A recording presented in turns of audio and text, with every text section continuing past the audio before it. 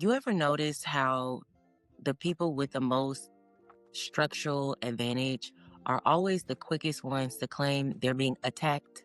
It's the strangest thing to me. Like watching someone standing on a balcony complaining about the height of the ground. The moment you name a pattern that benefits them, suddenly they forget history, context, power, everything. They hear you describe a system and respond as if you personally came for their character. And the part that always gets me is somehow it's always the same people who live the smoothest version of reality insist that the rest of us must be imagining the rough parts. They'll say stuff like racism's not that bad, sexism is overstated, and institutional bias is just an excuse because they've never had to survive the version of this country the rest of us know intimately. They get to experience life as fair, while we get to experience life as a set of instructions we didn't ask for. When you've never needed a system to see you, it's easy to believe the system isn't blind. That's why comparisons like the one I'm making today make people deeply uncomfortable. Not because they are exaggerated, but because they point directly at a structure that has been in place longer than most families have been in this country. And once you see the structure, you simply cannot unsee it. That is what makes people defensive.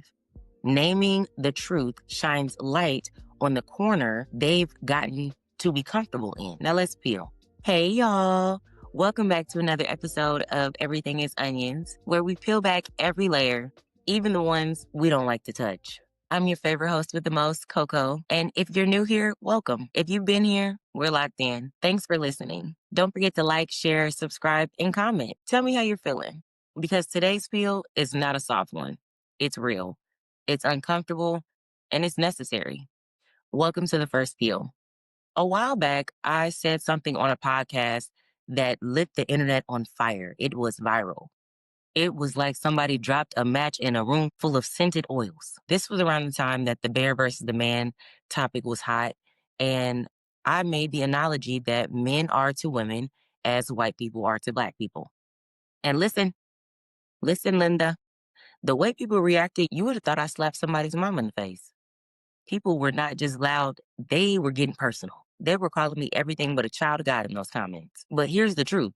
I was not calling men oppressors or white people villains. I was simply describing a power pattern, a structural dynamic, a reality you can observe without adding emotion. You can take yourself out of it. If the shoe didn't fit, don't wear it. Men as a collective have historically had more societal authority. White people as a collective have historically had more institutional protection. Women and Black people have historically had to navigate, anticipate, soften ourselves, conduct ourselves a certain way in order to survive those dynamics. It is not an insult, it is a pattern, plain and simple. But when people heard that, they took it personal. Men took it personal. White people took it personal. They hear men and thought I said them, you. They thought I was talking directly to them. They heard white people and thought every single white person that has existed was who I was talking about. And it's not about you as an individual. It is about the lot. It is about the collective. It is about the group. It is about the structure. What sparked this conversation, this episode, I saw a video on TikTok of the incident that recently just happened at the Dallas Regional Medical Center. There was a Black woman in active labor in a wheelchair, screaming, writhing in pain, literally screaming for help, while a white nurse ignored her on the phone doing intake paperwork. On the video, the caption read that the woman had her baby 12 minutes later. It broke my heart because watching that, I felt like I was watching myself. Watching this Black woman in active labor, in pain, in need, screaming, and being ignored shook me to my core. A lot of people have been making videos and talking about what happened, but something that caught me was a TikTok creator who said, Police officers are to Black men as doctors and nurses are to Black women. And ring-a-ling-a-ling, ring-a-ling-a-ling, that line right there, I feel like that line hit everybody like a ton of bricks. That slapped everybody in the face. That slapped everybody out their seats. That completely hit different because she was, in fact, not being dramatic. She was naming something specific that Black families, especially Black women, have been whispering about for generations. Per usual, you have people in the comments saying, oh, that's being ridiculous. That's extreme. That's too far. You're being divisive. No, it is extremely familiar. It was 100% on point. As a Black woman, I do not inherently fear the police. Do I think about Sandra Bland and other women that have died at the hands of police brutality? Yes. But do I realize that the stakes are so much higher for a Black man to die at the hands of the police? The same way Black women are way more likely to die at the hand of negligent nurses and doctors is insane. That's why when Black people heard her say that, when they heard that analogy, we felt it. We knew it. We understood it. We didn't need an explanation. Black women do not fear hospitals because of a rumor. We fear them because of the numbers that read like warnings. Black men don't fear the police because of their imagination. They fear them because of the statistics that feel like obituaries waiting on names. And while these things seem so surface level, it is so much deeper than just that. Now, buckle up and let's get into the messy middle. Today, I want to put my feelings aside and let the numbers speak for themselves. And one thing about the numbers, they don't lie. It just reveals what people try to hide. They're not showing you the whole equation. And let's start with healthcare. Everyone loves to pretend like medicine is neutral, but the CDC has been screaming numbers at us for years, like a parent asking a child to clean their room for the 11th time. According to the CDC, in 2023, Black women face a maternal mortality rate of 50.3 deaths per 100,000 live births. White women, 14.5. Asian women, 10.7. Hispanic women, 12.4. And once we establish that reality, people still scramble to blame something other than the obvious. Well, maybe it's the income. No, babe, because Black women with graduate degrees still die at a higher rate than white women who didn't finish high school. The CDC confirmed that too. So if money doesn't fix it, if education doesn't fix it, if access doesn't fix it, what's left? Bias. The NIH published research showing that doctors consistently undertreat Black patients' pain because of subconscious beliefs that we feel less pain. That belief did not come out of nowhere. It started in slavery. Fun fact about me, I can root almost everything back to racism and slavery. We'll get there. But it started with slavery and followed medicine into the 21st century wearing a lab coat and scrubs. The AMA has studies showing Black women get dismissed more often, diagnosed later, and treated less aggressively. Black women report symptoms and get told, you're fine. It's probably nothing. Or my personal favorite, I'll prescribe you some ibuprofen. Maybe it's just anxiety. Baby, if Black women have anxiety, it's because y'all play too much with our lives. I will never forget I was scrolling on Twitter. This was years ago, but this topic had came up. And what drew my attention in was a woman had retweeted a post basically talking about this and literally said, I had a brain bleed. She said her head, and I quote this because I remember thinking to myself, I get migraines really bad, but I remember thinking to myself when I was reading it, like, I wouldn't have left the hospital. But the woman said, my head had been hurting for 3 days. She verbatim said, it felt like somebody was pouring hot lava on my head. She said that's exactly what she had told the doctors. I feel like the woman said that another doctor had intervened, and thank God she did, because she had the woman go in for numerous tests, MRI, CAT scan, that kind of thing. And she said she had a brain bleed.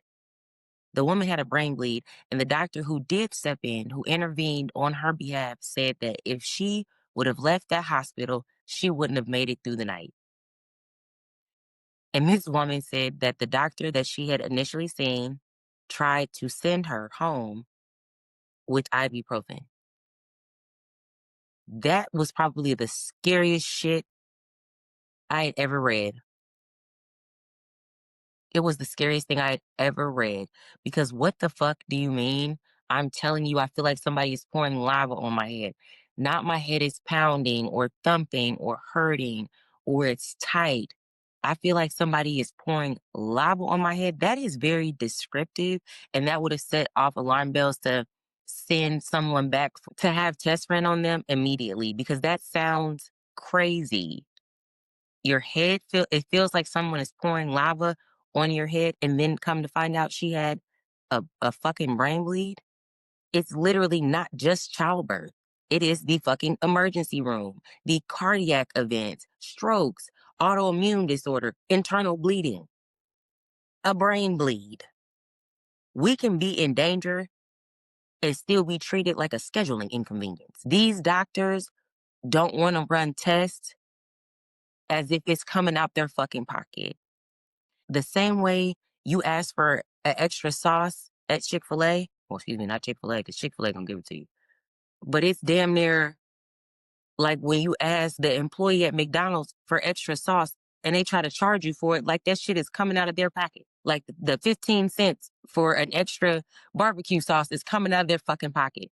If my insurance is gonna cover it, do the motherfucking tests. I don't care what you got to do. I don't care how much it costs. I'm not leaving out of a hospital. I don't even want to be in a hospital where I feel like my concerns are not being addressed, like I'm being ignored. That's why what happened in Dallas was not shocking to Black women. It was familiar. It was horrifying, yes. It was scary, yes.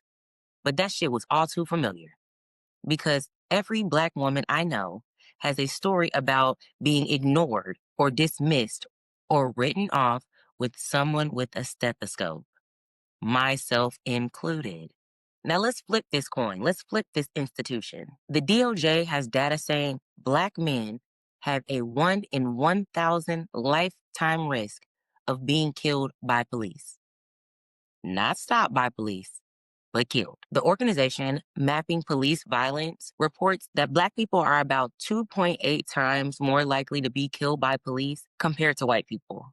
And Black men make up roughly 6% of the population, but around 25% of deaths by police.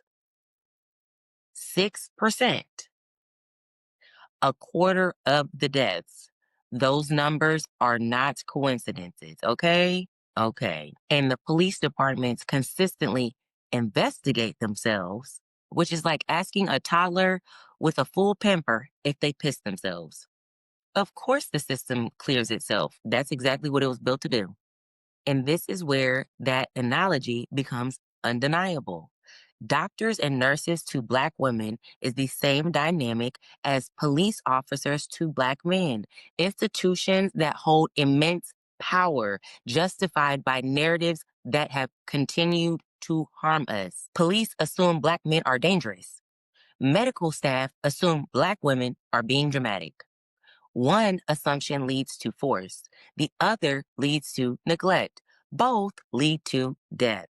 And that, my friends, is the part of the onion that we are peeling today. Because once you lay the numbers on the table, once you say them out loud without blinking, you start to see the pattern clearly. The same way you finally see the picture on a puzzle box after someone's turned it right side up. The chaos suddenly makes sense. You can see clearly now the rain is gone. And that is the part that people hate to admit. These systems did not just magically appear. They have roots, real roots, roots that still have blood on the leaves. When you look at policing, you can trace its lineage back to slave patrol, groups formed to track, punish, and control Black bodies. These patrols evolved into early police departments, and the mindset evolved right along with them. The culture of suspicion, the entitlement of control, the instant assumption that being Black equals a threat. That did not start last week. That is institutional ancestry. When an officer says things like, I feared for my life, what they're really saying is the story I've been taught about Black men kicked in before the facts did. That's not individual fear. That's inherited logic. That is social coding. That is the system whispering in their ear long before a training manual ever did. And modern medicine, that has its own lineage too. You can literally trace the foundation of gynecology to the experiments performed on enslaved Black women without anesthesia. J. Marion Sims became the father of gynecology by operating on Black women he didn't consider fully human. Those medical practices, those assumptions about our bodies, those myths about our pain, they did not disappear when slavery ended. They simply got rebranded. They put on scrubs. They went to medical school. They learned new vocabulary but kept the same damn bias. So when a Black woman says, they didn't listen to me, she's not describing a coincidence. She's literally describing history. And when a Black man says they saw me as a threat, he's not describing paranoia. He's describing history too. Different systems, different uniforms, same inheritance. Let's peel further. Think about all the stories that Black families tell each other. Young Black boys have to have the talk, the one about keeping your hands visible, speaking calmly, narrating your movements, avoiding sudden gestures, calling someone the moment you are stopped by the police, and praying that you make it home. Black women have a different version of that talk, the one about advocating for themselves in medical settings, bringing someone with you, asking for lab results, getting a second opinion, insisting on imaging, insisting on running tests, not minimizing your pain, not letting them send you home if something feels wrong. Two different scripts, two different dangers, both shaped by the same truths. You cannot trust these systems to value you automatically. And what do both the systems do when they're confronted? They deflect, they defend, they rationalize, they pathologize us before they correct themselves. If a Black man is harmed by the police, the first question society asks is, what did he do? If a Black woman is harmed by medical neglect, the first question is, was she healthy? Was she on drugs? Did she follow the instructions? Did she do what we told her to do? We are interrogated before the institution is questioned. And that's why these analogies land like a punch to the solar plex, because they don't describe fantasy or exaggeration. They describe the conditions under which Black life has been negotiated for generations. Let's pause and talk specifically about policing again, because the DOJ and organizations like Mapping Police Violence didn't publish those numbers for decoration. They published them because the patterns were too blatant to deny. Black men have a 1 in 1,000 lifetime risk of being killed by the police. Not arrested, not stopped, but killed. According to the DOJ, that risk outspaces other demographics by staggering margins. And yet, when these numbers come up, the conversation gets dragged into anything except the numbers themselves. People start talking about compliance, criminality, attitude, tone, outfit, time of day, location, everything except the statistics, the numbers, the data. Meanwhile, the CDC reports Black women die from pregnancy-related causes at nearly 3 times the rate of white women. And still, the responses are stress, diet, late prenatal care, genetics. age, anything that shifts the responsibility away from the system and back onto a Black body. Systems love absolving themselves through deflection. Systems love issuing explanations without accountability. Systems love pretending harm is accidental instead of predictable. And let's peel one more layer. The assumptions baked into these systems are polar opposites, but still equally deadly. Black men are seen as too dangerous, and Black women are seen as too strong. One myth triggers force, the other triggers neglect. Black men are punished for stereotypes that paint them as threats when they can be minding their damn business, walking down the street, sleeping in their homes, minding their own damn business. Black women are punished for stereotypes that paint us as invincible. That is insane. Let me say this plain and simple. Our survival should not require strategy meetings. We should not need a script to make it through everyday transactions. We should not have to police our tones, rehearse our sentences, carry documentation, record conversations, narrate our movements just to receive basic human consideration. But here we are navigating systems that require strategy instead of safety. Now let's bring it home with no tears, just truths. And I want to talk to Black women first because we carry so much without complaint. And not because we enjoy suffering, but because we've been conditioned to expect it. But here's the truth. Your pain deserves urgency. Your concerns deserve investigation. Your body deserves thoroughness. Your emergencies deserve attention. Here's what I need you to do when you step into medical spaces. And these things may sound silly, but sometimes they can save your life. Document everything: symptoms, times, reactions, what you ate, what changed, what scared you, what relieved you. Bring somebody with you if you can, or call someone on FaceTime. The presence of another person changes the temperature in the room.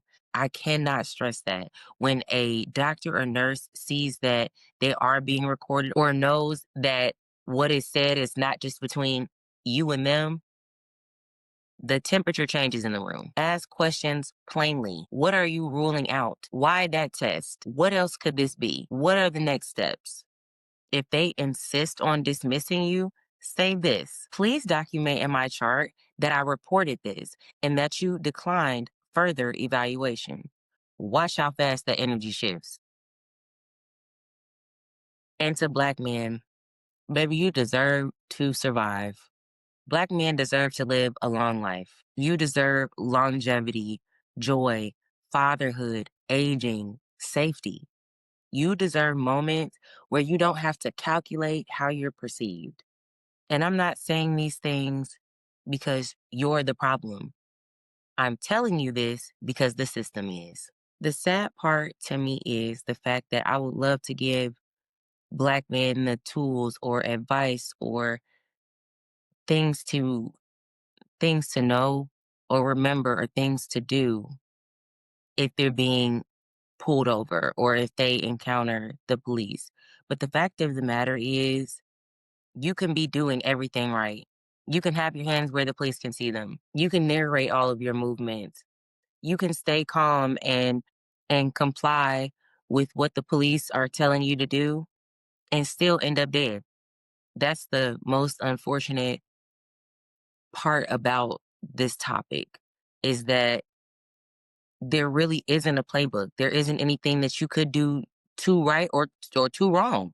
You could do anything. A person with a badge can decide in a split second that you're a threat to them without anything other than a thought, a feeling.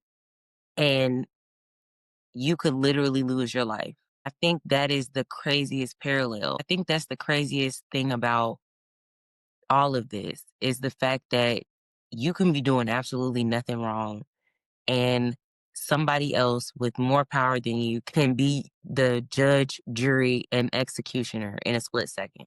And to all of us as a whole, our survival has never been an individual project. It's communal, it's generational, it's layered. We've always been the ones protecting each other when the system refused to. And that's why we name these patterns. That's why we talk about them. That's why we don't just sugarcoat the truth. Because the system won't fix what it refuses to admit is broken. This has been another episode of Everything is Onions. I'm your favorite host, Coco, just a girl with a mic and a million thoughts. Thanks for peeling this one back with me. Like, share, comment, and subscribe. And remember, we peel in here, but we peel together.